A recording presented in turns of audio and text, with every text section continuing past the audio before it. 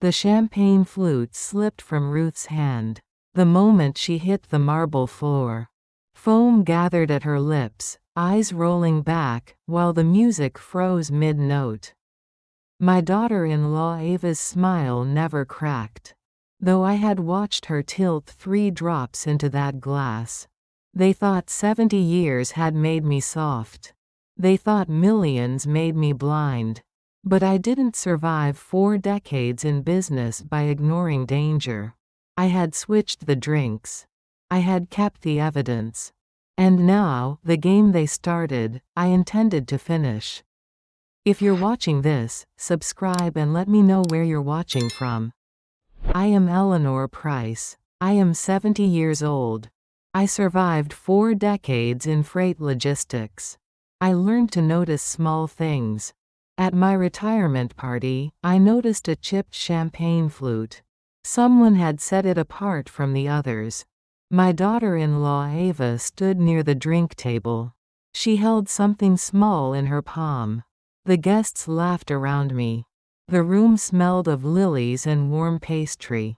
Light bounced off crystal and silver trays. Everyone wanted to toast my success. I had sold my company 3 months earlier. The sale brought $22 million. Daniel and Ava had smiled wider than anyone else that day. Now Ava moved toward the chipped glass. Her hand was quick. She tilted a dropper over the rim. 3 drops fell into the champagne. Bubbles rose and broke the surface. She turned and saw me watching. Her smile did not falter. She lifted the glass and walked toward me. I kept my face calm. Panic is a luxury I never carried.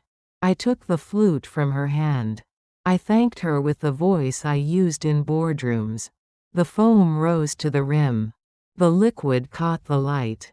I held it like a trophy. Ava touched her bracelet and turned away. She moved toward a cluster of guests near the window. Her mother Ruth stood alone by the piano. I walked slowly across the marble floor. My heels made no sound. I set my glass down beside Ruth's purse. Then I stepped back into the crowd. Ruth reached for the nearest drink without looking. She lifted the chipped flute. She took 1 long sip. 5 minutes passed. Conversations rose and fell around me. Someone asked about my travel plans. I answered with vague words about rest and gardening. Then Ruth made a sound. It was soft and wrong. Her hand went to her throat. The glass slipped from her fingers. Crystal shattered against the floor. Ruth collapsed. Her body folded like paper. Foam gathered at the corners of her mouth. Her eyes rolled back. Screams cut through the music. Guests rushed forward. I knelt beside Ruth and checked her pulse. It was shallow and fast. I counted the seconds between breaths. Ava pushed through the crowd. She dropped to her knees. Her panic looked practiced. Her voice climbed too high too quickly.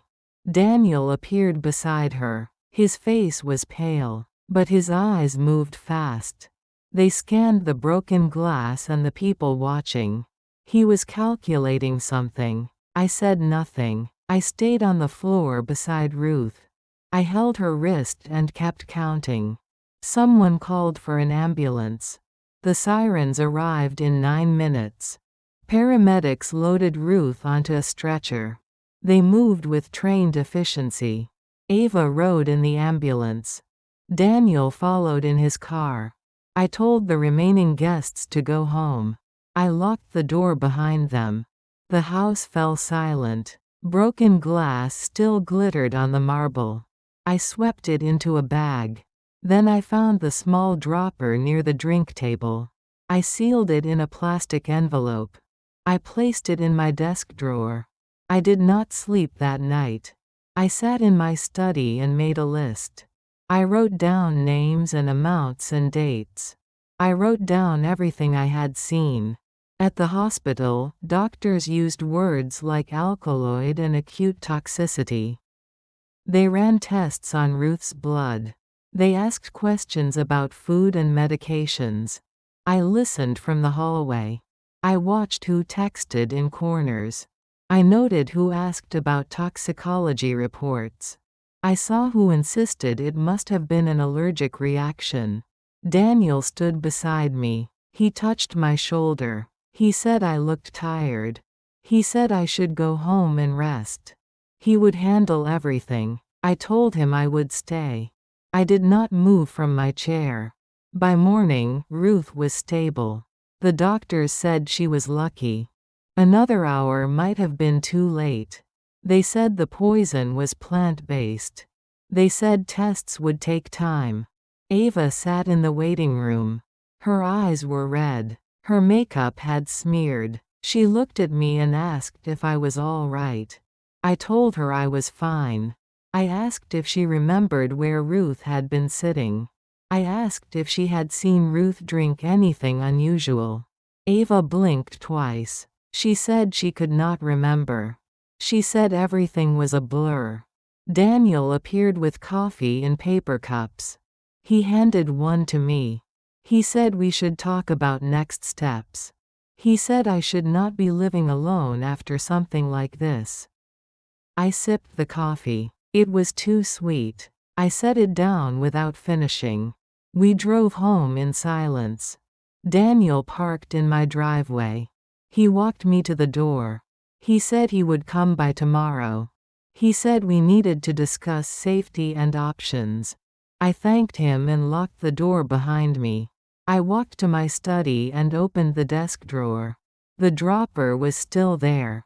I called my attorney. Martin Cole answered on the second ring.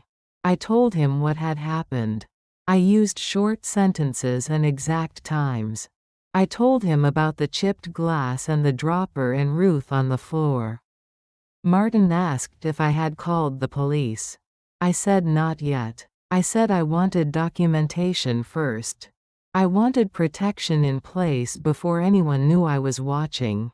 He told me to keep the dropper sealed. He told me to install cameras. He told me to prepare for a fight. I hung up and looked out the window. The sky was turning gray. Birds gathered on the power lines. The neighborhood looked the same as it always had. But I knew something had shifted. Someone had decided I was worth more dead than alive. Someone had moved pieces on a board I had not been watching. I would not make that mistake again. I had spent 40 years reading freight routes and human behavior. I knew how to track patterns. I knew how to wait. I opened my laptop and started a new file. I typed the date and Ruth's name. Then I began writing everything I knew. The sun rose behind the trees. Light filled the room. I kept typing. Survival is not about strength. It is about noticing the small things. It is about moving first when everyone thinks you are standing still. I had noticed the chipped glass. I had switched the drinks. I had kept the evidence. Now I would build the case. I would watch and wait and document every move. I would let them believe I was soft and trusting and old. And when they reached for what they thought was mine, I would show them what 4 decades of strategy looked like. The game had started. I intended to win. If you're watching this, subscribe and let me know where you're watching from. Dawn came gray and cold. I had not slept. The house settled around me with small creaks and whispers. I sat at my kitchen table with a notepad. Numbers do not lie. People do. I started with what I knew. Daniel's marketing agency had lost 3 major clients in 2 years. I had seen the signs at family dinners. He checked his phone too often. His jokes had sharp edges. Ava's interior design studio existed mostly on Instagram. Beautiful photos. Few invoices. She talked about vision and brand. She never mentioned profit. They lived in a house worth $800,000. The mortgage was $600,000. I knew because Daniel had asked me to co-sign. I had refused. Their cars were leased. Their vacations were financed. Their smiles at my retirement party had been too bright. The day I sold my company, Daniel hugged me for a long time. Ava brought champagne she said cost $200. They asked about my plans for the money. I told them I was thinking about foundations and scholarships. Ava's smile had tightened at the corners. Now I understood why. $22 million was not a windfall to celebrate. It was a problem they needed to solve. The doorbell rang at 8 in the morning. I looked through the window. Daniel stood on the porch. He held a white bakery box. I opened the door. He kissed my cheek. He smelled like expensive cologne and something underneath. Worry, desperation, need. He set the box on the counter. Croissants from the French place downtown. He poured coffee without asking. He moved through my kitchen like he owned it. Daniel sat across from me. His face was serious. He said we needed to talk about what happened to Ruth. He said it was a wake-up call. I sipped my coffee and waited. Waiting is a skill most people never learn. He talked about independence and risk. He said living alone at 70 was dangerous. He mentioned falls and medication errors and strangers at the door. Then he named a place. Golden Terrace. He made it sound like a resort. Golf carts and yoga classes and a nursing staff on call. He slid a brochure across the table. The cover showed silver-haired people laughing over wine. Everyone looked wealthy and medicated and safe. The entrance fee was $400,000. Monthly costs ran $7,000 more. Daniel pointed to the amenities like he was selling vacation homes. Then he pulled out another document. Durable power of attorney. He said it would make things easier. He said I could trust him to handle finances and medical decisions. He said I would not have to worry anymore. He would take care of everything. The paper sat between us. Blue ink on white. Legal language in small print. My name at the bottom with a line for signature. I looked at Daniel. His eyes were clear and earnest. He believed his own performance. He thought he was helping. Or he thought I would believe he was helping. The distinction mattered. I told him I would think about it. I said Golden Terrace looked nice. I said I appreciated his concern. Relief spread across his face. He squeezed my hand. He said he would come back tomorrow with more information. He said we could tour the facility together. After he left, I poured the coffee down the sink. I opened the croissants. They were still warm. I threw them in the trash. Then I called Martin Cole. He answered on the first ring. I told him about the brochure and the power of attorney. I told him about the $400,000. Martin was silent for 3 seconds. Then he asked if I had signed anything. I said no. He exhaled slowly. He told me to sign nothing. He told me to document every conversation. He told me we needed to meet today. I agreed. We set a time for 2 in the afternoon. I spent the morning installing cameras. Small devices that looked like smoke detectors. One in the foyer. One in the kitchen. One covering the driveway. The app on my phone showed 3 live feeds. I watched my empty house from multiple angles. Nothing moved except light shifting through windows. At noon, Ruth called. Her voice was weak but steady. She was being discharged from the hospital. She asked if she could visit. I told her yes. I told her to come whenever she felt strong enough. She arrived at 1:30. Her daughter brought her. Not Ava. Her other daughter, Claire. Claire helped Ruth to the door and asked if I needed anything. I thanked her and said no. Claire drove away. Ruth and I sat in my living room.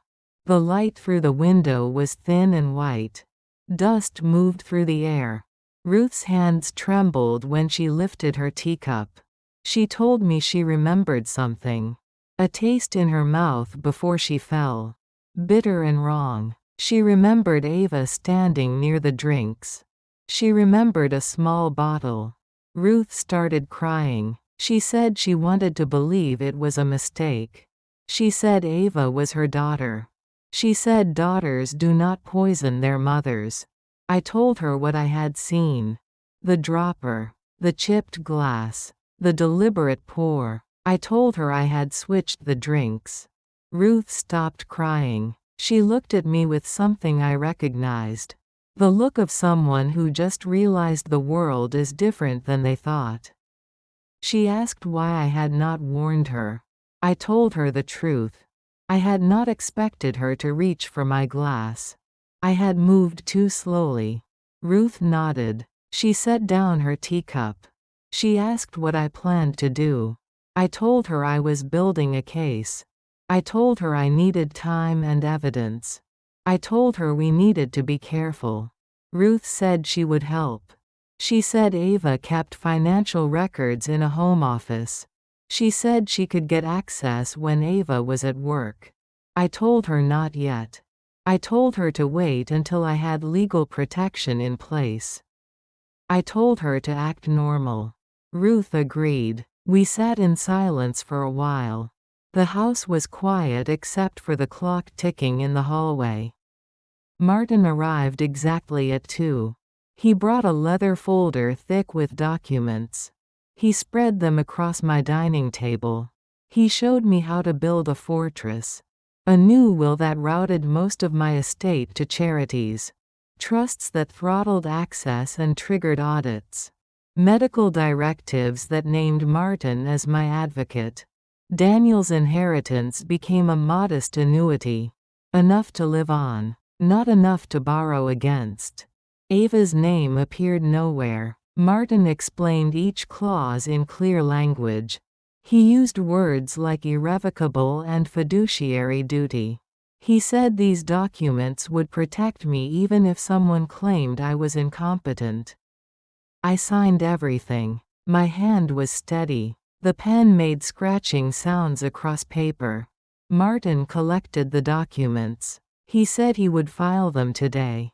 He said I should expect resistance. He said Daniel would fight when he realized what I had done.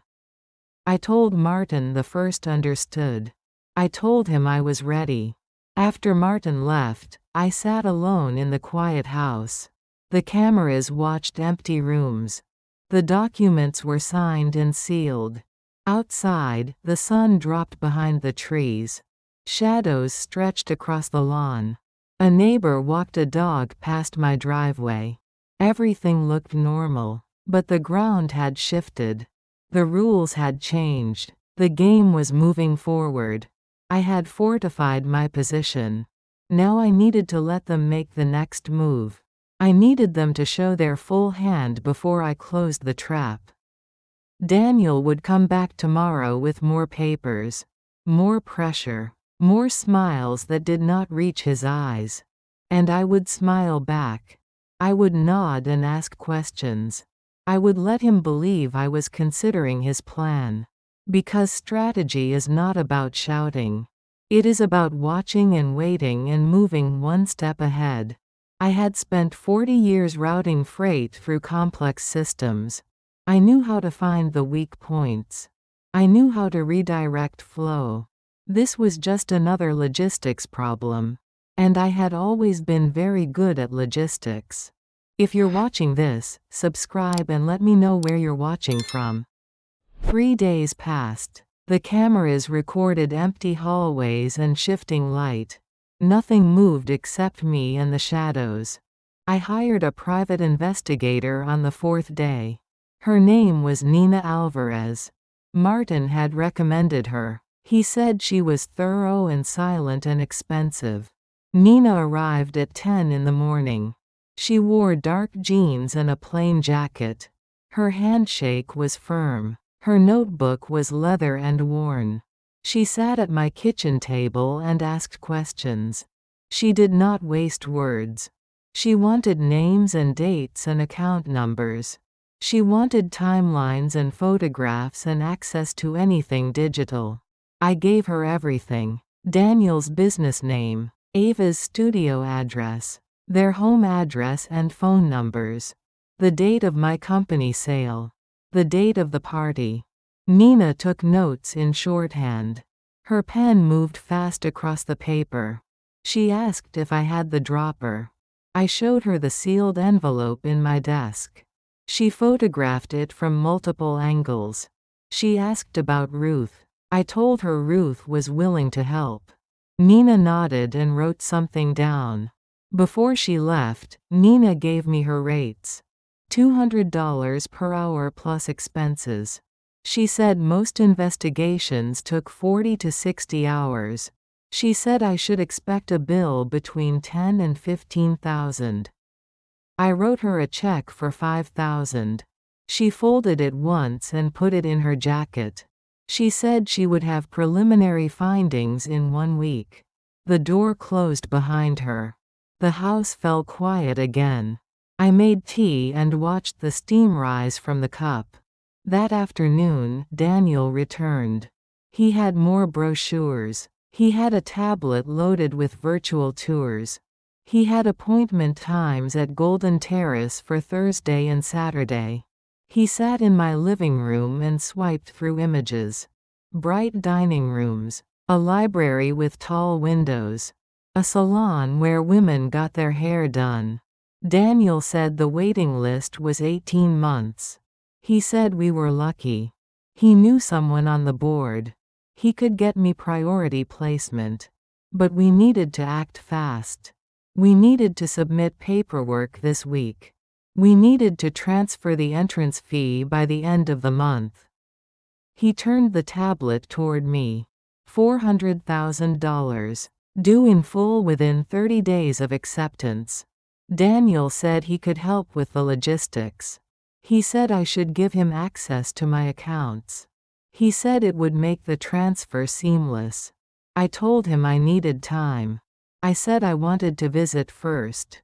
I said I wanted to talk to residents and see the medical facilities. Daniel's jaw tightened. He said time was not a luxury. He said the priority slot would not last. He said other families were competing for the same space. His voice had an edge now. Sharper, less patient. He said I was being difficult. He said I was not thinking clearly. I looked at him without blinking. I told him I had run a company worth $22 million. I said I could evaluate a retirement home without his help. Daniel stood up. He paced to the window. His reflection moved across the glass. He said he was worried about me.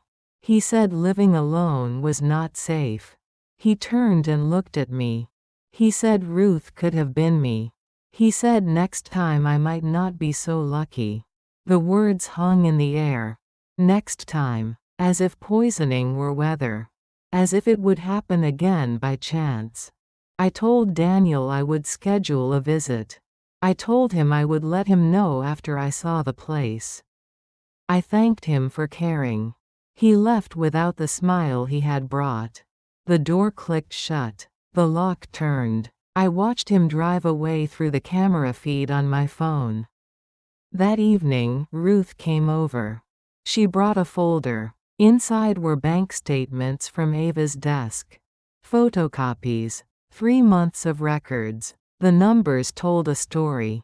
Overdraft fees. Late payment notices. Credit card minimums that equaled mortgage payments. Ava was drowning in interest. One statement showed a payment to something called Assurance Benefits Group. $750. The date was 6 months before my retirement party. Ruth pointed to it. She said she had never heard Ava mention insurance. She said it seemed strange to pay that much for something monthly. I photographed every page. I texted the images to Nina. She replied in 5 minutes. She said she would trace the company. She said insurance policies on third parties often meant something dark. Ruth sat back in her chair. She looked older than she had a week ago. Lines had deepened around her mouth. Her hands shook when she closed the folder. She asked me if I thought Ava had planned it for months. I told her yes. I told her the dropper and the chipped glass were not impulse decisions. Ruth closed her eyes. She said she had raised Ava to be strong and independent. She said she had never taught her to be cruel. I told her cruelty often wears ambition's clothes. I told her people justify terrible things when money is involved. We sat in silence. The refrigerator hummed. The clock ticked. Outside, a car door slammed. Someone laughed in the distance. Ruth left at 7. I locked the door and armed the security system. Red lights blinked in the corners of every room. I opened my laptop and started a new spreadsheet. Column 1 was dates. Column 2 was events. Column 3 was evidence. Column 4 was witnesses. The cursor blinked on the screen. I typed the date of my company sale. Then the date Daniel first mentioned Golden Terrace. Then the date of the party. Then the date Ruth collapsed. Patterns emerged. Timelines aligned. Every move Daniel and Ava made pointed toward control. The entrance fee would drain a fifth of my liquid assets. The power of attorney would give them access to the rest. Once I was in Golden Terrace, they could isolate me. They could manage my care. They could make decisions. And if I resisted, they had a backup plan. The insurance policy Ruth had found. $750 a month. For 6 months. $4,500 total. Someone who pays that much for insurance expects a return. I saved the spreadsheet and closed the laptop. The house was dark except for the glow of the security panel. Green for armed. Red for motion sensors active. I walked to the window. The neighborhood was quiet. Streetlights cast yellow circles on the pavement. A cat crossed the road and disappeared into shadows. Somewhere out there, Daniel and Ava were planning their next move. They were refining their strategy. They were convincing themselves they were helping. But I had already moved 3 steps ahead. The will was changed. The trusts were locked. The power of attorney Daniel wanted would control an empty account. And now I had Nina. I had Ruth. I had evidence stacking up like cordwood. The trap was nearly set. I just needed them to walk into it. I went to bed at 10. The cameras watched the empty rooms downstairs. Motion sensors guarded the doors. The security system would scream if anyone tried to enter. But I did not expect them to come at night. They were not violent. They were strategic. They would use paperwork and doctors and concerned faces. They would try to move me into Golden Terrace. They would try to take control legally. They would smile and sign documents and say it was all for my own good. And when they did, every camera would be recording. Every witness would be ready. Every piece of evidence would fall into place. I closed my eyes. Sleep came slowly. But it came. The game was moving forward. The pieces were positioned. Soon it would be time to make the final move. But not yet. Not until they showed me everything. Not until they gave me enough rope to tie them down permanently. Patience is a weapon. I had learned that 40 years ago. I had not forgotten. The house settled around me. Springs creaked. Wood expanded in the cooling air. The security system blinked its steady rhythm. Everything was ready. Everything was waiting. The clock was ticking toward something inevitable. And I was wide awake inside the stillness. If you're watching this, subscribe and let me know where you're watching from. Nina called on the 7th day. Her voice was flat and professional. She said she had findings. She asked if I could meet that afternoon. I told her yes. She arrived at 2 carrying a manila folder thick with paper. We sat at the kitchen table. Afternoon light cut across the wood in sharp angles. Nina opened the folder. The first page was a credit report. Daniel's name at the top. Red numbers cascading down the columns. He owed $312,000. Not counting the mortgage. Credit cards maxed at their limits. A home equity line of credit borrowed to the ceiling. 2 refinances in 18 months. Nina turned the page. Ava's report looked worse. 4 credit cards in collections. Medical bills from a procedure 2 years ago. Student loans deferred 3 times. Her interior design business showed a net loss for the past 2 years. Together they were underwater by $500,000. The monthly minimums alone were $8,000. Their combined income barely covered it. Nina pulled out another document. A life insurance policy. $1 million. Issued by Assurance Benefits Group 6 months before my retirement party.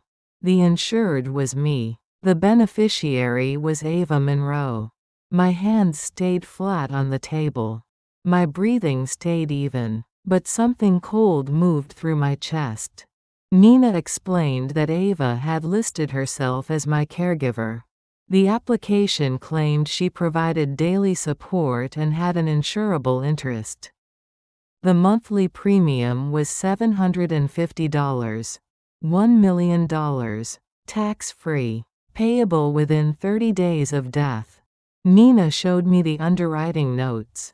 They had asked about my health. Ava had reported excellent condition. No major illnesses. No cognitive decline. Active and independent. The policy had been approved in 4 weeks. Fast for someone my age. But my medical records backed up the claims. I was healthy. I was low risk. Except for the poisoning someone was planning. Nina turned to the next section. Phone records. Daniel and Ava had exchanged 63 calls in the 2 weeks before my retirement party. Most lasted under 5 minutes. Bursts of coordination. There were also calls to a number registered to Dr. Howard Bloom, a geriatric psychiatrist in Pasadena. Daniel had called him 4 times. Ava had called twice. Nina had researched Bloom. He specialized in competency evaluations. He testified in guardianship cases. He had a reputation for being sympathetic to concerned family members. His reviews were mixed. Some praised his compassion. Others used words like accommodating and flexible. One anonymous review said he found what families paid him to find. The pattern was clear. If I refused to sign the power of attorney, they would question my competence. Bloom would evaluate me. He would find confusion or poor judgment or early decline. Daniel would petition for guardianship. A judge would review Bloom's report. I would lose control of my assets and my medical decisions. They would move me into Golden Terrace anyway. And once I was there, isolated and managed, the insurance policy would become relevant again. Nina closed the folder. She asked if I wanted her to continue investigating. I told her yes. I asked her to document everything. I asked her to find any communication about Golden Terrace or the insurance or Bloom. She said she would need access to their computers or phones. I told her Ruth might be able to help. Nina nodded and made a note. After Nina left, I sat alone with the folder open in front of me. The numbers and dates blurred together. $1 million. $500,000 in debt. $750 a month. The math was simple. The motive was clear. The plan was layered and deliberate. I called Martin. He answered immediately. I told him about the insurance policy. I told him about Dr. Bloom. I told him about the debt. Martin was quiet for a long moment. Then he asked if I had signed anything with Daniel. I said no. He said that was good. He said we needed to move faster. He told me he would draft a medical directive naming him as my healthcare proxy. He said we needed sworn statements from my doctors confirming my mental capacity.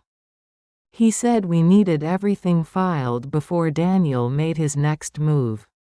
I agreed. Martin said he would have documents ready by tomorrow.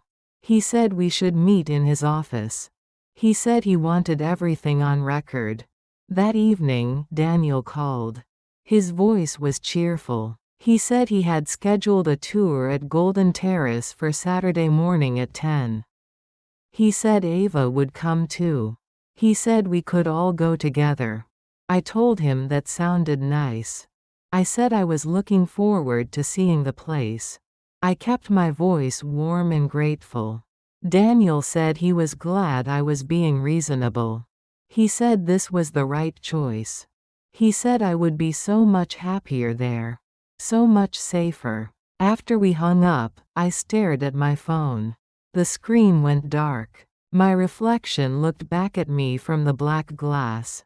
Saturday was 4 days away.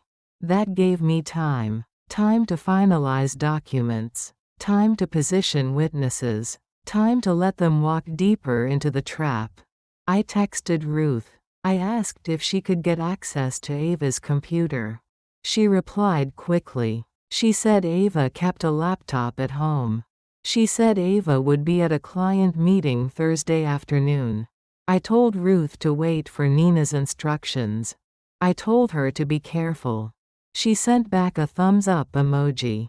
The house darkened as the sun set. Shadows stretched across the floor. The security system armed itself automatically at 7. I made dinner. Pasta with olive oil and garlic. I ate slowly. The fork scraped against the plate. The kitchen was silent except for my breathing. After dinner, I opened my laptop. I reviewed the spreadsheet I had started. New entries filled the columns. The insurance policy. The calls to Dr. Bloom. The Saturday tour. Everything pointed to Saturday. That was when they would make their final push. That was when they would try to close the deal. They thought I was softening. They thought the tour would seal it. They thought I would see the nice rooms and the smiling staff and sign whatever they put in front of me. They were wrong. But I would let them believe it a little longer. I went to bed early. Sleep came in fragments. I woke at 2 and stared at the ceiling. Moonlight leaked through the curtains. The house creaked around me. I thought about Daniel as a boy. He had been sweet once. Thoughtful. He brought me drawings from school. He helped me in the garden. Somewhere between then and now, something had shifted. Money had replaced values. Convenience had replaced integrity. He had learned to see me as an obstacle instead of a person. Or maybe he had always been this way. Maybe I had not wanted to see it. The ceiling fan turned slowly above me. The blades cut through shadows. I closed my eyes and counted breaths until sleep returned. Morning came cold and bright. I made coffee and checked the cameras. The driveway was empty. The street was quiet. Martin called at 8. He said the documents were ready. He said I should come to his office at 11. He said to bring identification and my most recent medical records. I told him I would be there. I hung up and gathered papers. Insurance cards. Lab results from my annual physical. A letter from my doctor stating I was in excellent health. The clock ticked toward 11. I dressed carefully. Slacks and a blazer. Practical shoes. I looked like someone competent and deliberate. I drove to Martin's office in Pasadena. Traffic was light. The sky was clear. Palm trees lined the boulevards. Martin's office was on the third floor of a brick building. The waiting room smelled like leather and old books. His assistant offered me coffee. I accepted. Martin appeared at 11 exactly. He led me to his conference room. Documents were spread across the table, each one flagged with colored tabs. He walked me through everything. The healthcare directive, the sworn affidavits from my doctors, a letter explaining my mental capacity and my deliberate choices. I signed each page. My signature was steady. The pen scratched across paper like a knife. Martin collected everything. He said he would file it today. He said these documents would override any petition Daniel might file. He said Dr. Bloom's opinion would be irrelevant.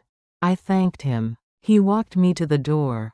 He told me to be careful on Saturday. He told me not to sign anything without calling him first. I promised I would not. I drove home through noon traffic. The sun was high and harsh. Saturday was 2 days away. The trap was set. All I had to do was wait. If you're watching this, subscribe and let me know where you're watching from. Saturday morning arrived with fog. The air was thick and gray. I dressed in layers and waited by the window. Daniel's car pulled into the driveway at 9:45. Ava sat in the passenger seat. She wore sunglasses even though the sky was overcast. I locked the door behind me. The security system beeped twice.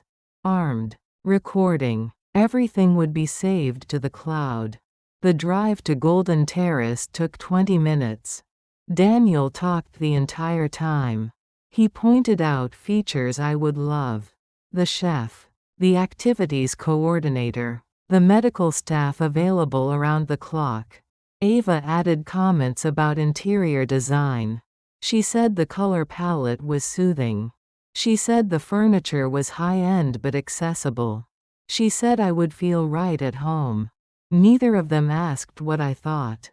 They narrated my future as if I had already agreed.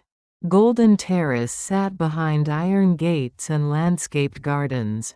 The building was 3 stories of cream-colored stucco. Palm trees lined the circular driveway. A fountain bubbled near the entrance. A woman in a navy suit met us in the lobby. Her name was Patricia. She was the director of admissions. Her smile was bright and practiced. Patricia led us through hallways that smelled like vanilla and disinfectant. She showed us the dining room. Tables set with white linens and fresh flowers. Residents ate breakfast and read newspapers. Everyone looked well-groomed and sedated. Conversations were quiet. No one laughed. The room felt more like a hotel than a home. Patricia showed us a library. Floor-to-ceiling windows. Shelves filled with hardcover books. 2 residents played chess in the corner. Neither spoke. Then the salon. 3 chairs. A wall of mirrors. A woman getting her hair colored while a nurse checked her blood pressure. Patricia explained that medical oversight was integrated into daily life. Residents never had to worry about appointments or medications. Everything was managed for them. Daniel nodded enthusiastically. He said it sounded perfect. He said I would never have to stress about anything again. We moved to the residential wing. Patricia unlocked a model unit on the 2nd floor. 1 bedroom, a small living area, a kitchenette with a microwave and a mini fridge. The furniture looked like it came from a catalog. Beige sofa, glass coffee table, framed prints of flowers on the walls. Everything was generic and forgettable. Patricia said residents could bring personal items. Within reason. No large furniture. No heavy decorations. Nothing that posed a safety risk. Ava walked through the space touching surfaces. She said it had good bones. She said she could help me stage it beautifully. Patricia showed us the bathroom. Grab bars everywhere. A walk-in shower with a seat. An emergency pull cord. She said safety was the top priority. We returned to the lobby. Patricia brought us to her office. The walls were covered with photos of smiling residents. Everyone looked the same. White hair, soft sweaters, vacant pleasantness. Patricia pulled out forms. The entrance agreement. $400,000 due at signing. Monthly fees starting at $7,000. She explained the financial structure. The entrance fee was partially refundable if I left within the first year. After that, it became an investment in my care. Daniel leaned forward. He said the timing was perfect. He said we could handle the transfer this week. He said he just needed access to my accounts. Patricia slid documents across the desk. Admission application. Financial disclosure. Authorization for medical records. Power of attorney acceptance. The power of attorney form was 3 pages long. It granted sweeping authority. Financial decisions. Medical decisions. The right to move me to memory care without consent. Daniel picked up a pen.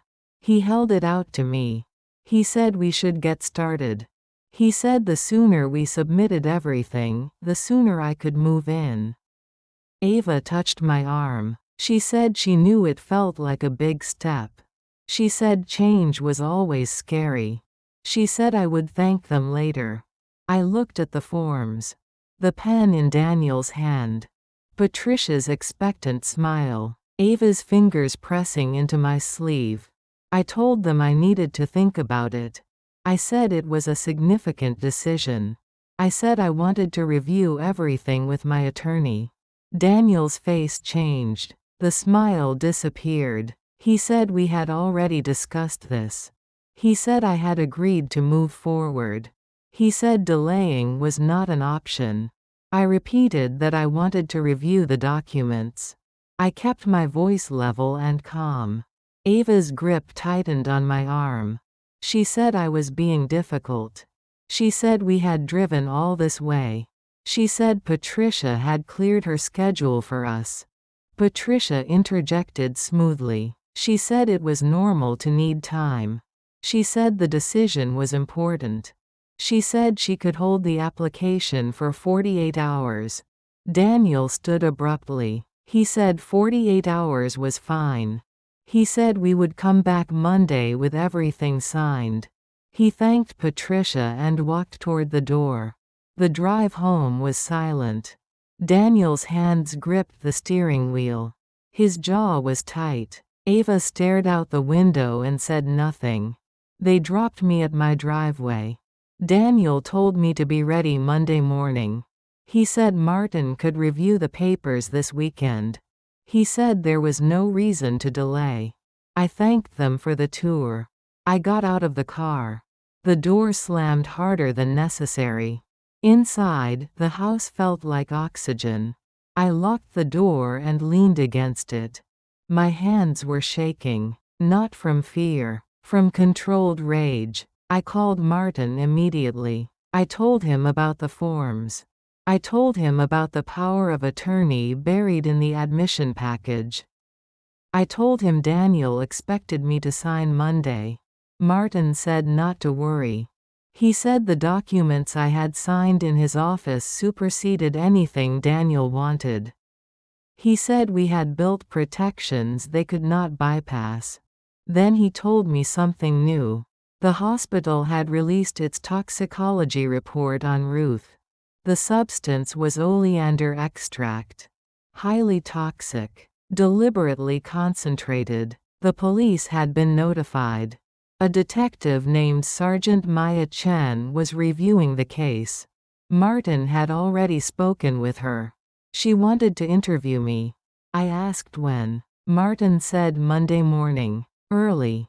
Before Daniel arrived. Everything was converging. The police. The evidence. The insurance policy. The emails Nina had found on Ava's computer. Monday would be the day. The trap would close. The game would end. Sunday passed slowly. The fog lifted. Sunlight filled the house. I watered my roses and made soup. I moved through familiar rhythms. Ruth called in the afternoon. She asked if I was ready. I told her yes. She said she would be there Monday morning. She said she wanted to see it through. That night, I slept deeply. No dreams. No interruptions. Just darkness and stillness. If you're watching this, subscribe and let me know where you're watching from. Monday morning came clear and cold. The alarm rang at 6. I made coffee and waited in the kitchen. At 7:30, an unmarked sedan pulled up outside. 2 people got out, a woman and a man. Both wore plain clothes and serious faces. The doorbell rang. I opened it. The woman showed me a badge. Sergeant Maya Chen. Her partner was Detective Ramos. Chen asked if she could come in.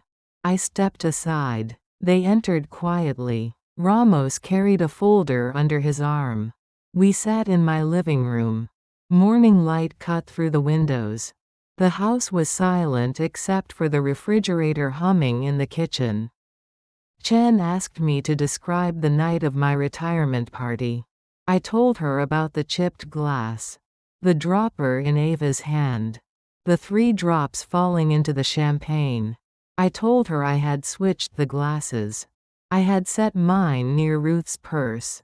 Ruth had reached for it without looking. 5 minutes later she collapsed. Ramos took notes. His pen scratched across paper. Chen watched my face. She did not interrupt. Chen opened her folder. She pulled out lab reports. The substance in the glass was oleander extract. Concentrated and deliberate. Enough to cause cardiac arrest in minutes. The bottle from my kitchen matched. Same compound. Same concentration. Someone had prepared it carefully. Chen showed me another document. The life insurance policy Nina had found. $1 million. Issued 6 months before the party. Ava listed as beneficiary. Chen asked if I had authorized the policy. I said no. She asked if Ava had ever been my caregiver. I said no. Ramos pulled out printed emails. Messages between Daniel and Ava. They discussed my assets. They calculated how much they needed. They mentioned Golden Terrace and the entrance fee. One email mentioned making it easier if I resisted. Another referenced Dr. Bloom and his helpful evaluations. A third discussed timeline and insurance payout schedules. Chen asked if I had copies of these emails. I told her Nina Alvarez had collected everything. I gave her Nina's contact information. Ramos asked about the power of attorney Daniel wanted me to sign. I explained the admission forms from Golden Terrace. The sweeping authority buried in the paperwork. I told them Daniel expected me to sign today. He planned to arrive at 10. He thought I would be compliant and grateful. Chen looked at Ramos. Something unspoken passed between them. Ramos closed his folder. Chen leaned forward. She said they had enough evidence for arrests. Attempted murder for Ava. Conspiracy for Daniel. The emails showed clear intent and coordination. Chen asked if I was ready for what would happen next. I told her I was. I had been ready since the night Ruth collapsed. She explained the process. They would arrest Ava first. Then Daniel. Both would be taken into custody this morning. Before Daniel arrived at my house. Chen said I might need to testify. I said I would. She said the media might pick up the story. I said I understood. They left at 8:15. The sedan pulled away slowly. The street returned to silence. I sat alone in my living room. The clock ticked on the wall. Light moved across the floor as the sun climbed higher. At 8:45, my phone rang. Daniel. I let it go to voicemail. He said he was running early. He said he would be there by 9:30. At 9:15, a police cruiser pulled up 3 blocks away. 2 uniformed officers walked to Daniel and Ava's house. They knocked. Ava opened the door. Her face changed when she saw the uniforms. She stepped back. Her mouth moved. The officers entered. 10 minutes later, they brought Ava out. Her hands were cuffed behind her back. Her face was pale. She looked toward my street. The cruiser drove away. Ava in the back seat. Head down. Shoulders collapsed. At 9:35, Daniel's car turned onto my street. He parked in my driveway. He got out carrying a briefcase. He looked confident, almost cheerful. He walked to my door. He knocked 3 times. I did not answer. He knocked again. He called my name. Another car appeared. The unmarked sedan. Chen and Ramos got out. They approached Daniel on my porch. Chen showed her badge. She said his name. She told him he was under arrest. Conspiracy to commit murder. Financial exploitation of an elder. Daniel's face went blank. He asked what she was talking about. He said there must be a mistake. He said he was just helping his mother. Ramos turned him around. Handcuffs clicked into place. Chen read him his rights. The words carried through my window. Daniel looked at my door. He said my name. He said we needed to talk. He said he could explain everything. I stayed inside. I watched through the curtain. I did not move. They put Daniel in the sedan. The car pulled away. The street fell quiet. Birds sang in the trees. A neighbor walked a dog past my house. I sat down on my sofa. My hands were steady. My breathing was even. But something inside me felt loose and strange. Relief. Grief. Exhaustion. All at once. The doorbell rang at 10. I checked the camera feed. Martin stood on my porch. I opened the door. He came in without speaking. He sat beside me. He asked if I was all right. I told him I did not know yet. Martin said the arrests were clean. The evidence was solid. Both Daniel and Ava would face serious charges. He explained what came next. Arraignment. Bail hearings. Possibly a trial. I would need to give statements. I might need to testify. I told him I understood. I told him I had already done the hard part. Staying alive. Gathering proof. Martin pulled out documents. The trusts and directives we had filed. He said they were ironclad. No one could challenge my competency now. He showed me the account structure. Most of my money was locked in charitable trusts. Daniel's share was an annuity. Small monthly payments. Ava received nothing. Her name appeared nowhere in my estate plan.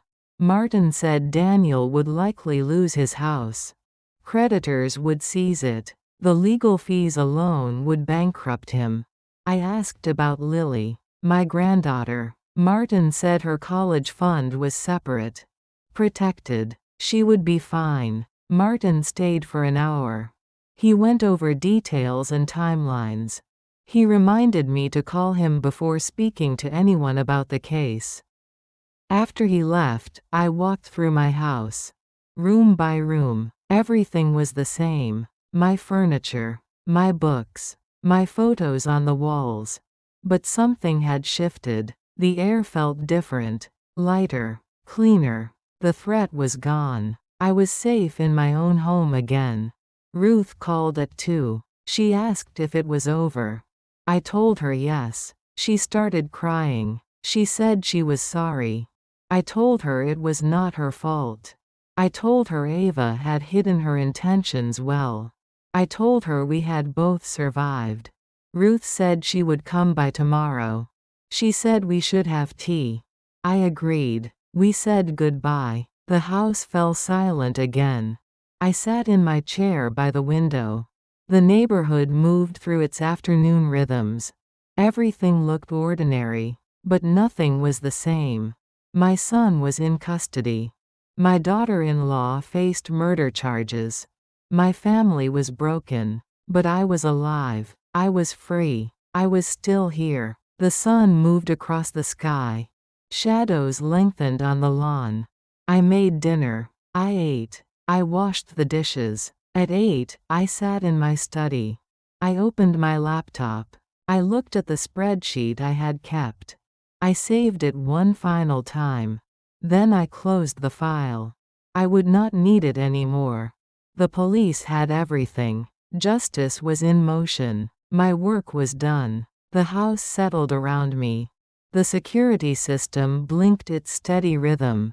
I was 70 years old. I was a survivor. And that would have to be enough. If you're watching this, subscribe and let me know where you're watching from. 3 months passed like water. Quick and relentless and impossible to hold. The trial moved through the courts with mechanical precision. Hearings, depositions, motions filed and argued and denied. Ava's attorney tried to claim the poisoning was accidental. A mix-up with herbal remedies. A tragic misunderstanding. The jury did not believe him. The evidence was too clean. The emails too explicit. The insurance policy too convenient. In August, the verdict came down. Ava was convicted of attempted murder. The judge sentenced her to 15 years. No parole for at least 10. She looked smaller in the courtroom. Her expensive clothes replaced by orange scrubs. Her makeup gone. Her hair pulled back in a simple ponytail. When the sentence was read, she cried. Her shoulders shook. Her mother Ruth sat in the gallery and stared at the floor. I sat 3 rows behind the prosecutor's table. I did not cry. I did not look away. I watched until the bailiffs led Ava out. Daniel's trial came 2 weeks later.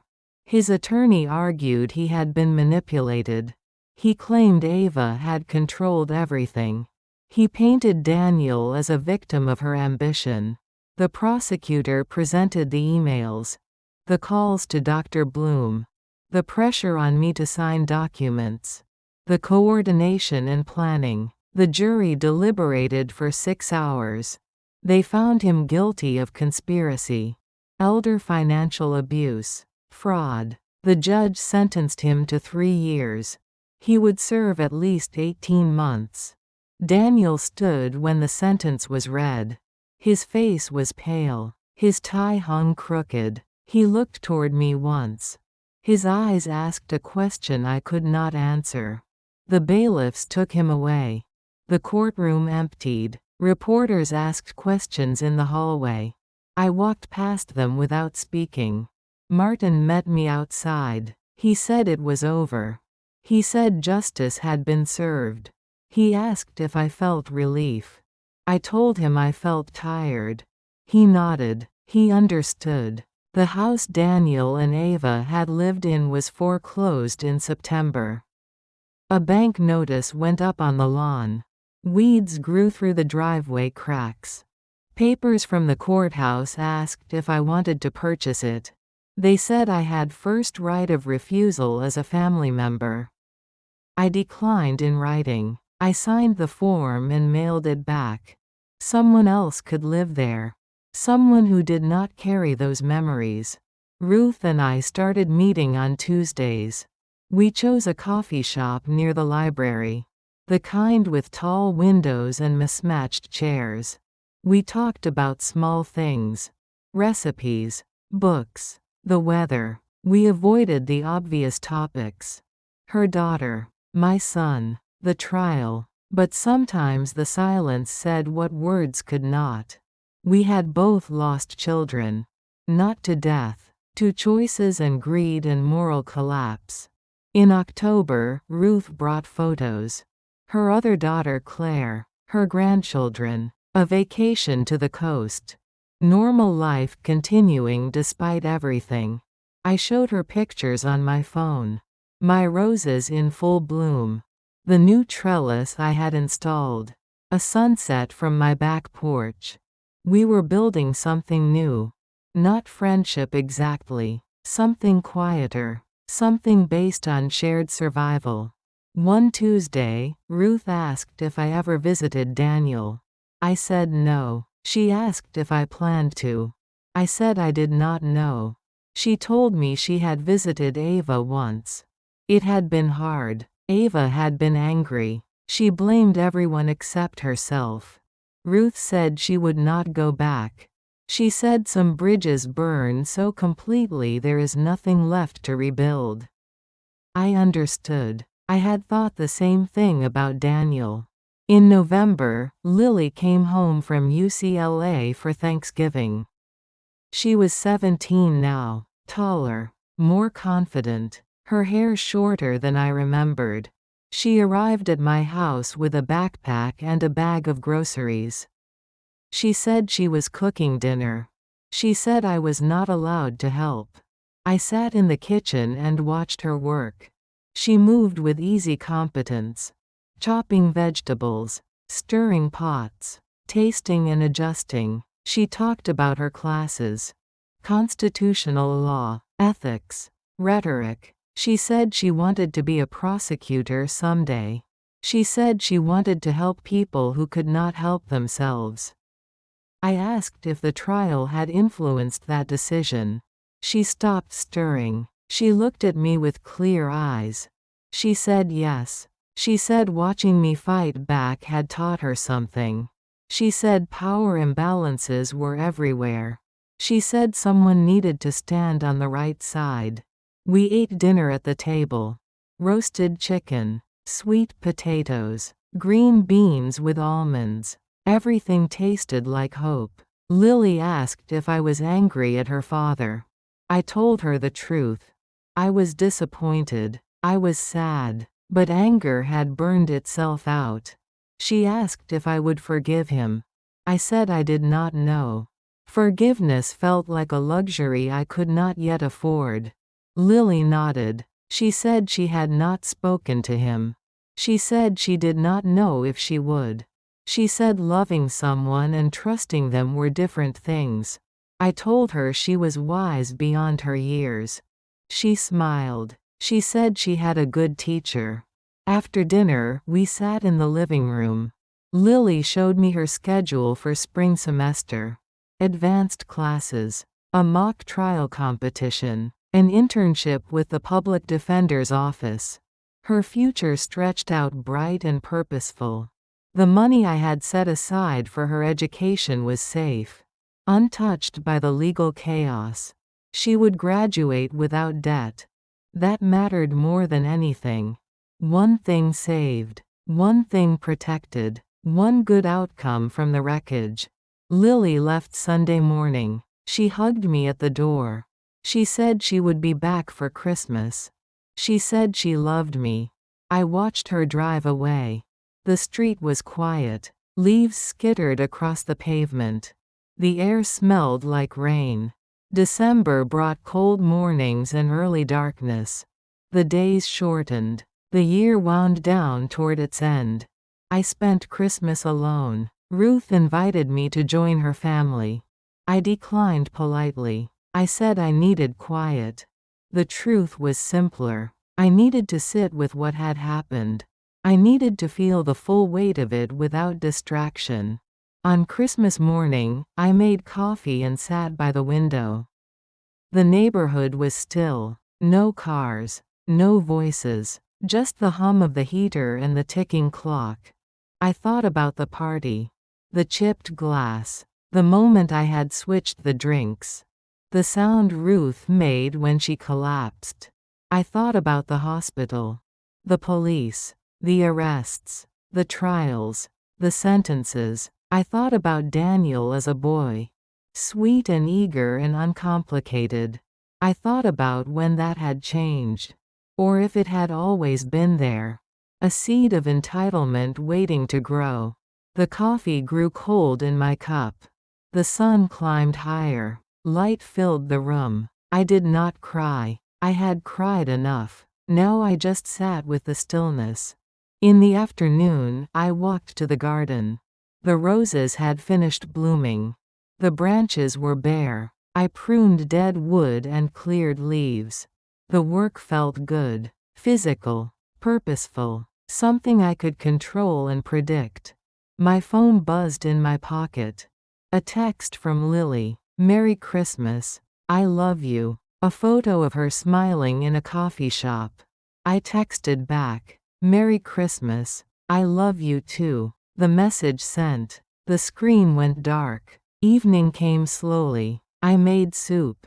I ate at the kitchen table. The house settled into its familiar rhythms. At 8, I opened my laptop.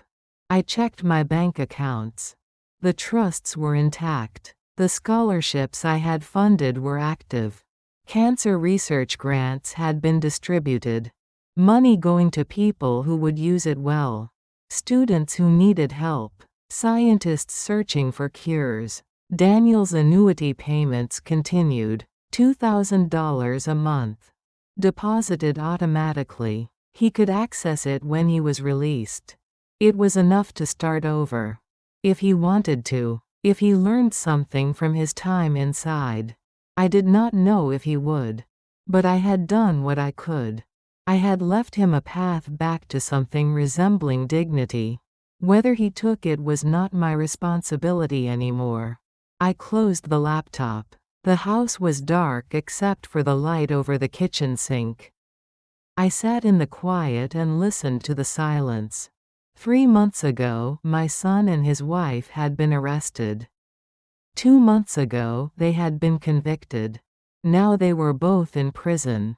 My family was broken. My trust was shattered. My life had been threatened and defended and changed forever. But I was still here. Still standing. Still breathing. The roses would bloom again in spring. The garden would grow. Life would continue. And so would I. If you're watching this, subscribe and let me know where you're watching from. Spring came early. The roses budded in March. Green pushed through brown. The garden woke slowly from winter sleep. I worked the soil with my hands. Pulling weeds. Adding mulch. The earth was cool and damp. It smelled like possibility. Martin visited on a Tuesday afternoon. He brought the final trust documents. Everything was sealed and filed. Irrevocable. Protected in perpetuity. He walked me through the structure one last time. The scholarships would fund students for decades. The cancer research grants would continue. The money would work long after I was gone. Daniel's annuity was locked at $2,000 monthly. He could not borrow against it. He could not sell it. He could only receive what came each month. Martin said it was more than generous. He said most people would have left nothing. I told him Daniel was still my son.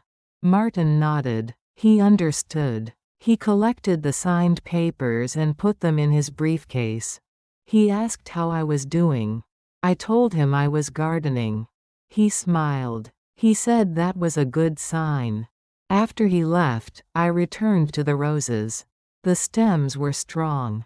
The leaves were dark green and healthy. Buds formed tight and promising. In April, Lily came home for spring break. She brought a friend from school. A girl named Maya. They filled the house with voices and laughter. They cooked elaborate meals.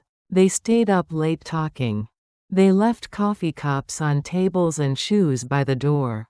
The mess felt good. The noise felt like life. One evening, Lily asked if I had heard from Daniel.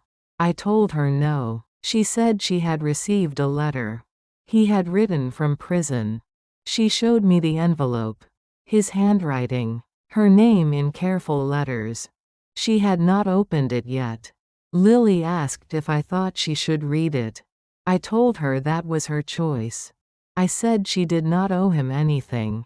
She set the letter on the table. She said she would think about it. We did not discuss it again that week. Maya asked about my career. I told her about freight logistics. About building a company from scratch. About selling it for $22 million. Maya's eyes widened. She asked what advice I would give to women starting out. I thought for a moment before answering. I told her to trust her instincts. I told her to document everything. I told her that power was not volume. Power was preparation and patience. Maya wrote notes on her phone. Lily smiled. She said she had told Maya I was someone worth listening to. They left on a Sunday. The house fell quiet again. But the quiet felt different now. Less empty. More peaceful. In May, Ruth called. She said Ava had filed an appeal. Her new attorney claimed the trial had been unfair. Tainted by media coverage. Ruth asked if I was worried. I told her no. The evidence was solid. The conviction would stand. Ruth said she hoped I was right. She said she could not handle another trial. She said once had been enough. I understood. We agreed to meet for coffee the following Tuesday. We talked about other things. Gardens. Books. The weather warming. Some wounds heal slowly. Some never heal completely. But they can stop bleeding. June brought heat. The roses bloomed in waves. Red and white and coral. The scent filled the garden. Bees moved between flowers. I sat on my back porch with iced tea. The neighborhood hummed with summer sounds.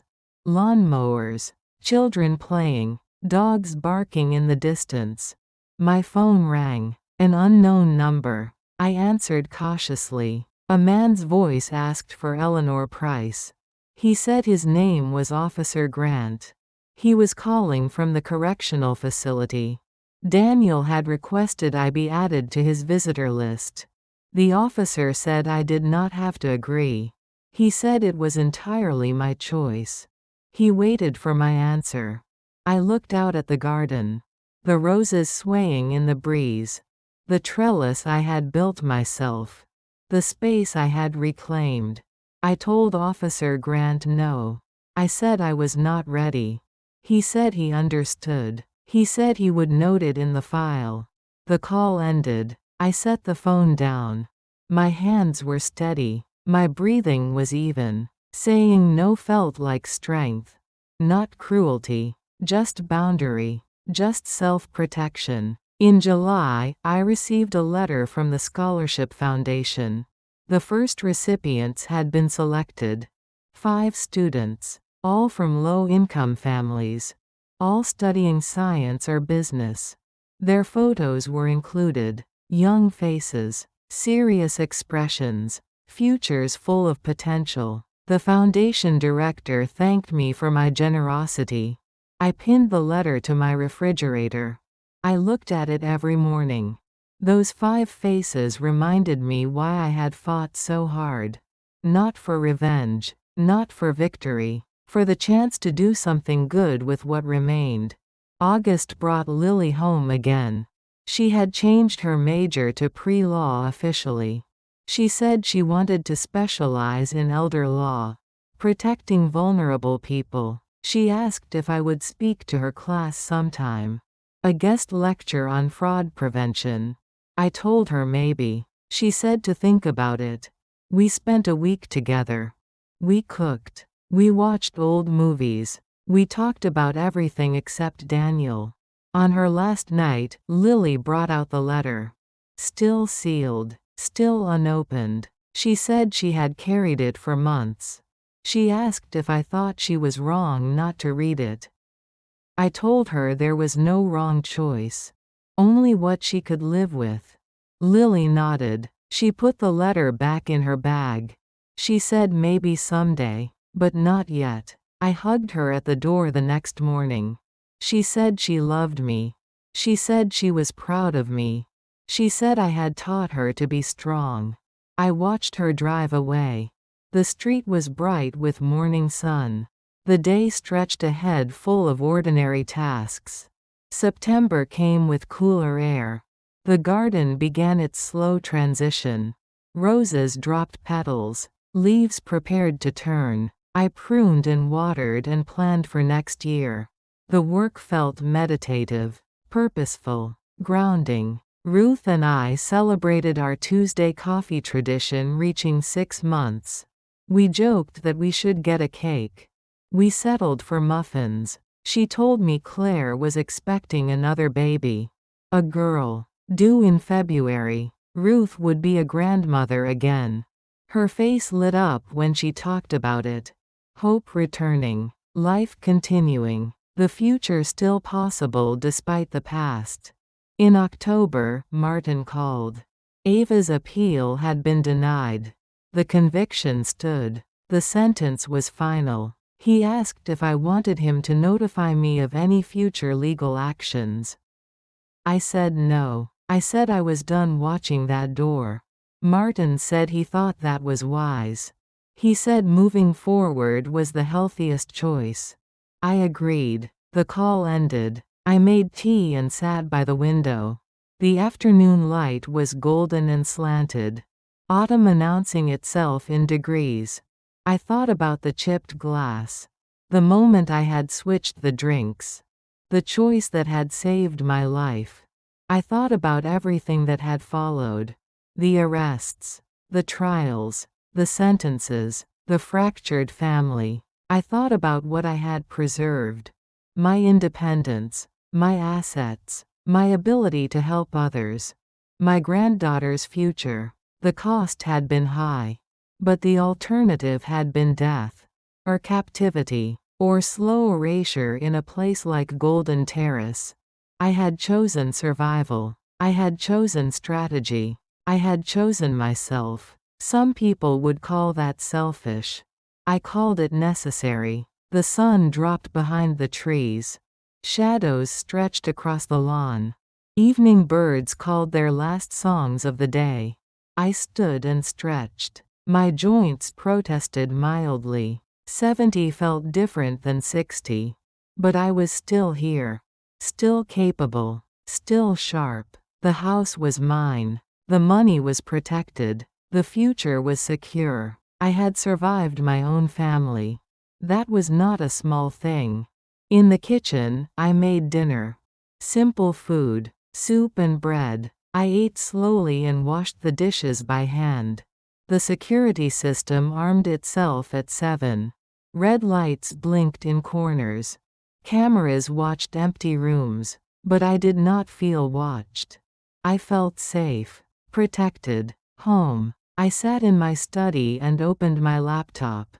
I scrolled through photos. The garden. Ruth. Lily. The scholarship recipients. Moments of joy scattered through difficult months. Proof that life continued. Proof that growth was still possible. I closed the laptop and turned off the lights. The house settled into darkness. Familiar creaks and whispers. I climbed the stairs to my bedroom. The sheets were cool and clean. The window was open. Night air drifted in. I had been tested. I had been threatened. I had been underestimated. And I had won. Not perfectly. Not without cost. But I had won. That would have to be enough. And it was. Sleep came easily. Deep and dreamless and restorative. Tomorrow I would wake and tend the roses. I would call Ruth. I would pay bills and read the news. Ordinary life. Hard won. Precious. Mine.